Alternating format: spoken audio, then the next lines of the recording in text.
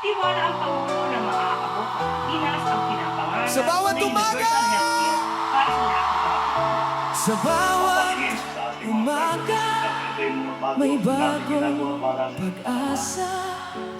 Boses ng bayan, patuloy na. Magandang araw, Malacanang Press Corps. Mas tinaigting ni Pangulong Ferdinand R. Marcos Jr. ang pagsulong sa mga hakbang upang palawakin ang akses ng taumbayan sa dekalidad na serbisyong pangkalusugan sa bansa.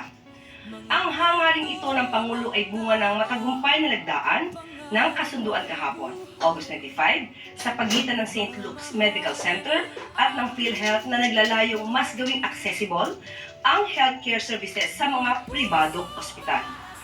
Pagpapakita ito na unti-unti at pinapatupad ng pamahalaan ang pangako at mga probisyon ng Universal Healthcare Law. Ibig sabihin, kung ma-admit sa basic ward accommodation, sa pribado man o pampublikong ospital, hindi na dapat indahin ang laki ng gastusin. Hindi kailangang matakot na pumunta sa ospital para magpagamot. Ang lahat ng ospital ay dapat na magtalaga ng kanilang basic wards ng 10% ng mga kama sa mga pribadong ospital, 70% sa mga GOCC hospitals, at 90% sa mga ospital ng pamahalaan. Ang DOH sa pamumuno ni Secretary Edwin Mercado ay makikipag-ugnayan sa lahat ng ospital sa bansa. Sa ilalim nito, mas lalong matutulungan ang mga pasyenteng nangangailangan ng espesyal na gamutan, ngunit hindi kayang magbayad sa private hospitals. Mababawasan din ang pangamba ng mga pasyente na lumapit sa mga pribadong ospital dahil sa gastos. Tiwala ang Pangulo na maaabot ng Pilipinas ang pinapangarap na universal healthcare para sa lahat ng mga Pilipino. Habang patuloy na lumalawak ang paglahok ng mga pribadong ospital, nananatiling matatag ang DOH sa kanilang mga programa upang humaan ang gastusin ng mga kababayan nating may karamdaman.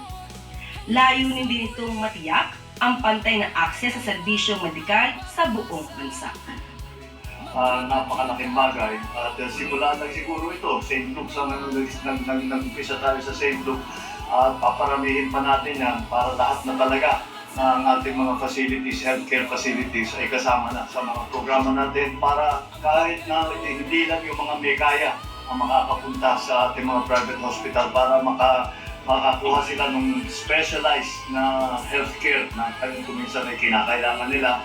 Ngunit wala silang pambayad kaya hindi sila lumalapit at hindi sila nagpapatingin sa ating mga private hospital. Ito yung mga bago natin ginagawa para palawakin ang suporta na ibinibigay natin sa ating mga pasyente para patibayin, pagandahin ang ating healthcare system para mas marami tayong matulungan at maabot na rin natin yung ating pinapangarap na universal healthcare.